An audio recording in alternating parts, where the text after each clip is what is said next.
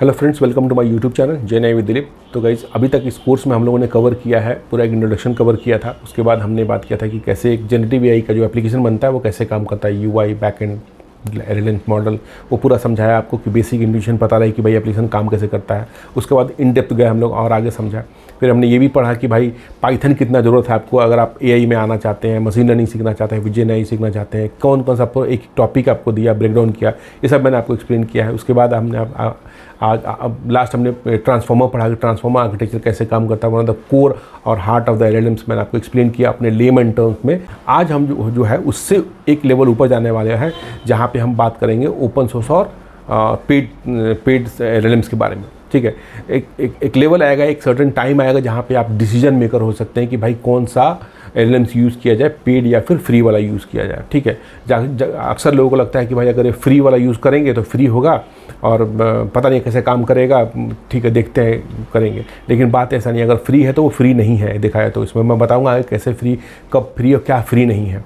उसके बाद ये भी लोगों को लगता है कि पेड है यानी कि परफेक्ट है, अच्छे से काम करेगा। ये भी कहीं ना कहीं गलत है, ये भी कहीं ना कहीं आज की डेट में सही नहीं कह सकते, क्योंकि जो फ्री वाले जो मॉडल्स आज की डेट में मिल रहे हैं वो भी बहुत पावरफुल, बहुत इन्हांस्ड मॉडल्स मिल रहे हैं, जिसमें आप फ्री में भी बहुत कुछ कर रहे हैं। बहुत लोग, बहुत अच्छी सारी कंपनी भी इसका यूज़ कर रही है। ठीक है, तो इस पूरी वीडियो को मैंने लगभग 4-5 भाग में डिवाइड किया। पहला तो कॉस्ट वाइज कि किसका खर्चा कितना आएगा, दूसरा क्वालिटी किसमें कैसा मिलता है, तीसरा जो है हमारा वो स्पीड के ऊपर है, और चौथा बात करेंगे सबसे इंपॉर्टेंट वो है जो कि किस केस में किसको क्या यूज़ किया जाए। ठीक है, तो वीडियो पूरा देखिएगा।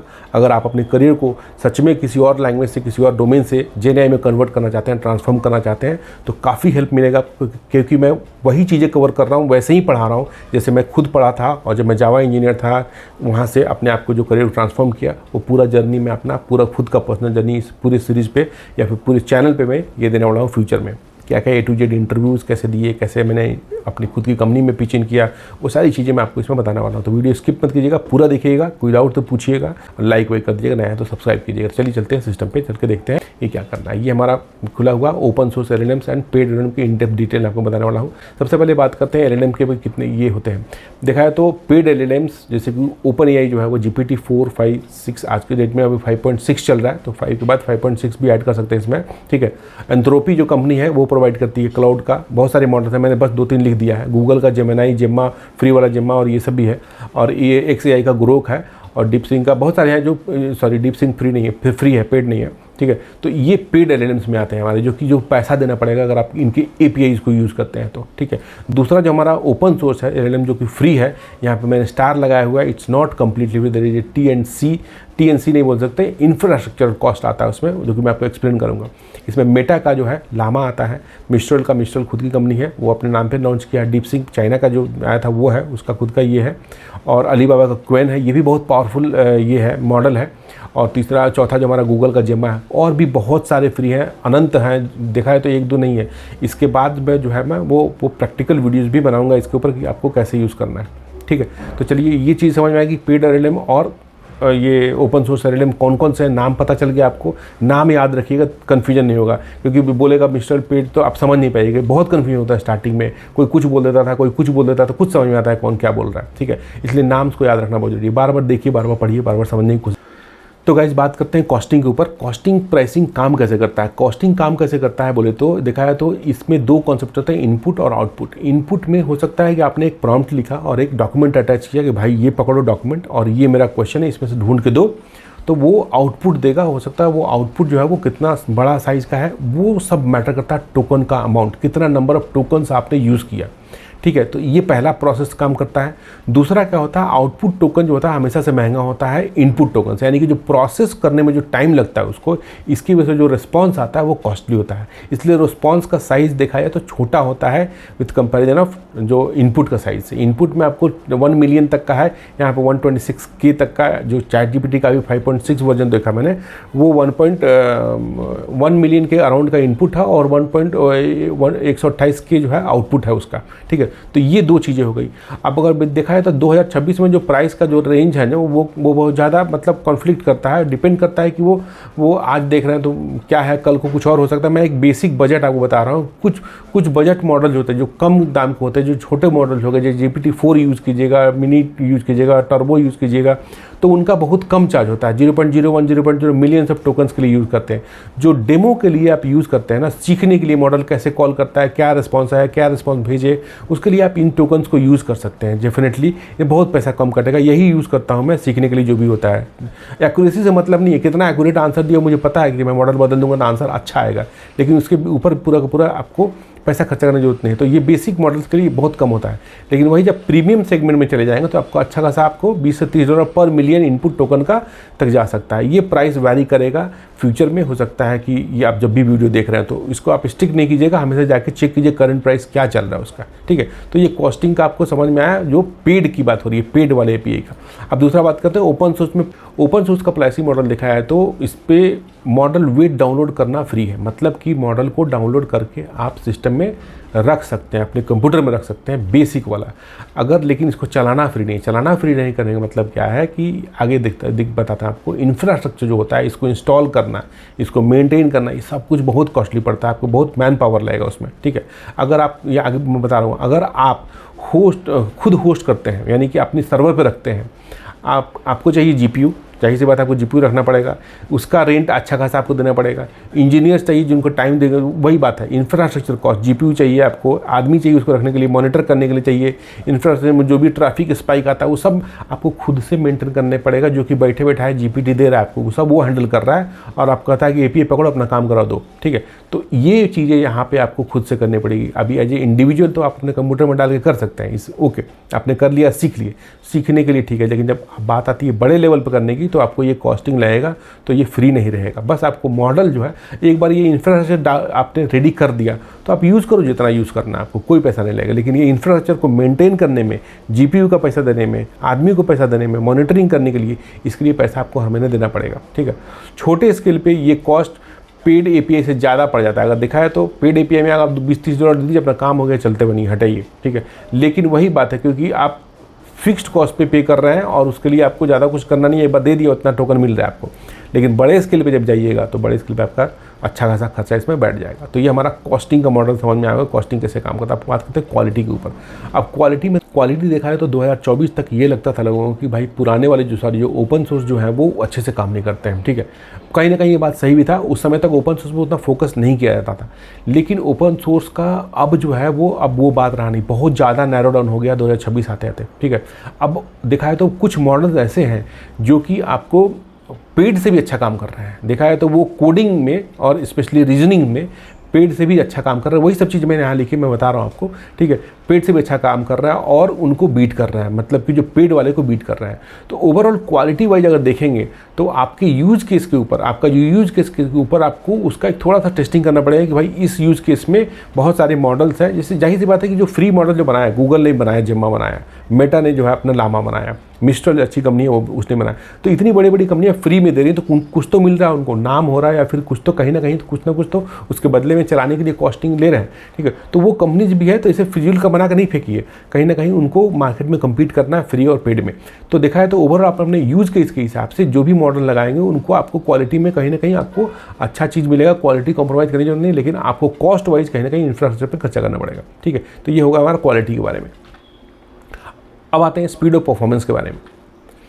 पेड का जो API होता है टिपिकली फास्ट रिस्पॉन्स से स्टार्ट करता है, ठीक है। लेकिन पीक ट्रैफिक के टाइम में प्रोवाइडर साइड कैपेसिटी इशू का हो सकता है। अब जाहिर सी बात है, थर्ड पार्टी सर्विस है, आपका पीक टाइम चल रहा है, उसको कोई मतलब नहीं, उसने सर्विस दिया तो देखता है कि पीक टाइम में क्या है ना, कैपेबिलिटी का इशू आता है, कभी कभी स्लो भी हो सकता है।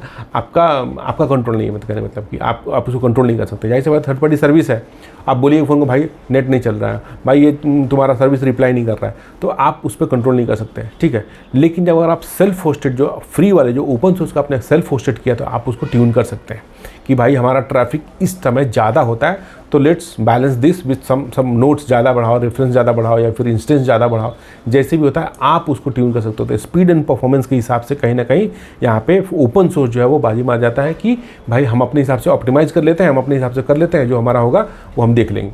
तो ये होगा। और ट्रेड ऑफ देखा है तो यहाँ पे दोनों के बीच में कंपैरिजन देखा है तो सेल्फ होस्टेड में स्पीड अच्छा मिलता है, लेकिन उसको अचीव करने में आपके लिए अच्छा खासा पैसा खर्चा करना पड़ेगा, प्रॉपर सेटअप होना चाहिए, ऑप्टिमाइजेशन करना होगा। जाहिर सी बात है, ऑप्टिमाइज क्या करोगे, खर्चा करो तो ऑप्टिमाइज करोगे, ठीक है, और काम खुद करना पड़ता है। तो ये सभी जाहिर सी बात है ट्रेड ऑफ में ही आता है। यहाँ पे फ्री बैठे बैठे मिल जाएगा, लेकिन अगर तो आपको स्पीड चाहिए तो आओ भैया, तुम अपना टाइम लगाओ, पैसे लगाओ, आदमी बैठाओ और सब कुछ करो। तो ये बेनिफिट है। अगर आप कस्टमर फेसिंग है, कस्टमर को आप स्पीड डाउन नहीं दे सकते स्पीड अपना, तो आपको इसको यूज़ करना चाहिए, ठीक है।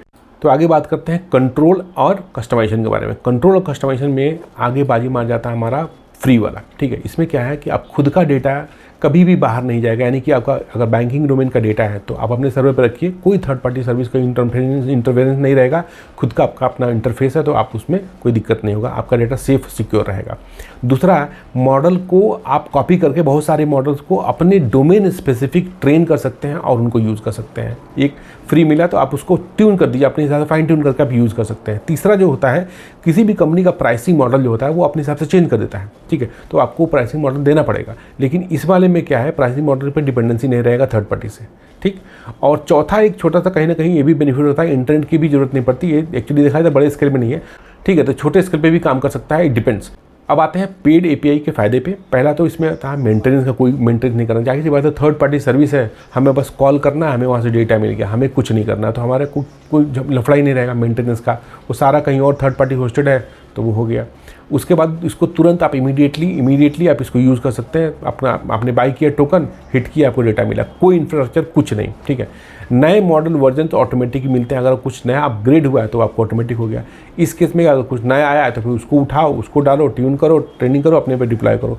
तो ये कॉस्ट कंट्रोल एंड कस्टमाइजेशन के नाम पे देखा है तो कहीं ना कहीं ओपन सोर्स जो है वो ज़्यादा फ्लेक्सिबिलिटी देता है with respect to security, with respect to time, with respect to your own customization के लिए ज़्यादा ईजी। यहाँ पे कस्टमाइजेशन तो पॉसिबल नहीं है, बट कंट्रोल भी नहीं है, कस्टमाइजेशन भी ज़्यादा नहीं है, लेकिन आपको टाइम आपको कम लगेगा इसमें, जाहिर सी बात है, और लेटेस्ट अपडेट्स भी आपको इमीडिएटली मिलते रहेंगे। तो ये दो चीज़ हो गई। तो कंट्रोल और कस्टमाइजेशन जो है यहीं पे आप डिसाइड कर सकते हैं कि कब आपको कहाँ यूज़ करना है। जो हमारा लास्ट टॉपिक था कि कौन सा मॉडल को हमें यूज़ करना चाहिए, इन विच केस। अब बात यहाँ आता है कि ओपन सोर्स अगर आप यूज़ कर रहे हैं तो जाहिर सी बात है कि आपका जो डेटा प्राइवेसी है वो बच जाएगा। अगर आपके बिजनेस के हिसाब से अगर आपका डेटा इंपॉर्टेंट है, you don't want to send your data to third party service, then you must go with the open source. इसमें क्या है, आप डाउनलोड किए उसको मॉडल को, आपने अपने इंफ्रास्ट्रक्चर पर डाला, डेटा प्राइवेसी आपका बहुत ज़्यादा यहाँ पे सेव होगा, ठीक है। दूसरा बात होता है कि आपने उसी मॉडल को यहाँ पे आप डोमेन, आप सपोज़ कि एक बहुत बड़ी कंपनी है जो हर डोमेन में डील करती है, तो हर डोमेन के लिए उसको एक ही मॉडल उठा के उसको कॉपी करके उस हिसाब से डेटा को फाइन ट्यून कर सकता है, उस मॉडल उस डेटा पे ट्रेन कर सकता है उस मॉडल को और यूज़ कर सकता है। तो ये भी बहुत बड़ा एडवांटेज है अगर देखा जाए तो। और तीसरा चीज़ की प्राइसिंग, फ़ायदे की बात करें तो प्राइसिंग में भी आपको जाहिर सी बात है कि कॉस्ट कम लगेगा। वहाँ पे थर्ड पार्टी पे डिपेंडेंसी रहता था, अगर उसने प्राइस बढ़ा दी तो आपको प्राइस पे करना पड़ेगा, ठीक है। यहाँ पे प्राइसिंग इंफ्रास्ट्रक्चर में आपको ज़्यादा देना पड़ेगा, इंफ्रास्ट्रक्चर में ज़्यादा दे देते हैं तो आपका एक बार सेटअप रेडी होगा तो आप इसको कर सकते हैं। इंटरनेट का डेटा की जरूरत ये एक्चुअली देखा है तो बहुत छोटे लेवल पे है। अगर मैं अपने कंप्यूटर पे कर रहा हूँ तो मुझे इंटरनेट की जरूरत नहीं, मैं सिस्टम पे डाउनलोड किया, इंस्टॉल किया, अपना हिट करके दिखाया, ठीक है। इसका मैं डेमो आपको दूंगा अगली वीडियो में। जब मैं लामा मॉडल को मैं इंस्टॉल करूँगा और आपको दिखाऊंगा कैसे लामा मॉडल कॉल करते हैं, कुछ भी आपको रिस्पॉन्स कैसे आता है, ठीक है। तो ये बहुत बड़ा प्लस पॉइंट होता है अगर आप सिक्योरिटी के हिसाब से काम करना चाहते हैं तो। कॉस्ट एक बार में सेटअप कर दिया तो। और पेड एपीआई के हिसाब में क्या है कि मेनली मेंटेनेंस आपको नहीं देना पड़ता है, बने बनाए आपको फास्ट काम हो जाता है, झटपट काम हो जाएगा, झंझट नहीं रहेगा कुछ चीज़ का भी। और नया मॉडल जो भी आता है उसका कुछ वर्जन्स जो होते हैं ना, वो वर्जन्स आपको ऑटोमेटिकली मिल जाएगा। तो ये cost and control and customization is the biggest factor of your models of your selection कि आपको ओपन जाना है या फिर पेड जाना है। मेरे हिसाब से डिपेंड्स ऑन द रिक्वायरमेंट, जैसा रिक्वायरमेंट हो तो आप मोस्टली ओपन सोर्स में जा सकते हैं। बहुत सारी कंपनी जो है वो ओपन सोर्स यूज़ कर सकती है। ओपन सोर्स को यूज़ करने का आपके लिए जो है वो हगिंग फेस के थ्रू भी कर सकते हैं, उसका खुद का इंटरफेस है, और डाउनलोड करके भी कर सकते हैं। दोनों केस में आपको मैं डेमो दिखाऊंगा कि कैसे आप इसको यूज़ कर सकते हैं ताकि आपका कॉस्ट बचे जब डेमो करेंगे तो, ठीक है। तो ये वीडियो इतना ही था। मिलते हैं अगली वीडियो में। आशा करता हूँ कि समझ में आया, आपको समझाने की कोशिश की अच्छे से। किसी भी तरह कोई डाउट तो पूछिएगा, सेशन को इंटरेक्टिव बनाइए, कमेंट कीजिए, लाइक कीजिए, और जो कोई डाउट हो तो पूछिए। नया है चैनल सब्सक्राइब कीजिए अगर अपने करियर को ट्रांसफॉर्म करना चाहते हैं किसी भी डोमेन से जनरेटिव एआई में। तो thank you so much for watching, bye, मिलते हैं अगली वीडियो में।